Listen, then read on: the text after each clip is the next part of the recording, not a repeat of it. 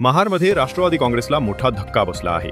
संत रोहिदास नगरातील माजी नगरसेवक प्रमोद महाडिक, उद्योजक प्रवीण चांदोरकर यांच्यासह शेकडो कार्यकर्त्यांनी मंत्री भरत गोगावले व युवासेना कोअर कमिटी सदस्य विकास गोगावले यांच्या उपस्थितीत शिवसेनेत प्रवेश केला।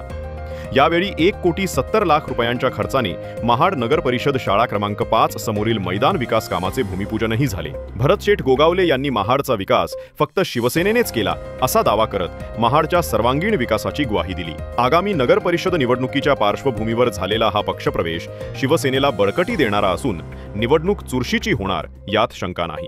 हे लोकांना कल्पना आहे की आम्ही चुकीचं काम करत नाही, करणार नाही आणि जे विकास काम करतोय ते पाहून आज ही लोक सगळी आमच्याकडे येत आहे आणि आमचं उद्दिष्ट आहे ज्या लोकांनी आम्हाला 4-4 वेळा निवडून दिलंय, मग ती नगरपालिका असेल, नगरपंचायत असेल, ग्रामीण भाग असेल, शहर असेल, काही असेल, त्या भागाचा विकास करणं हे आमचं उद्दिष्ट आहे।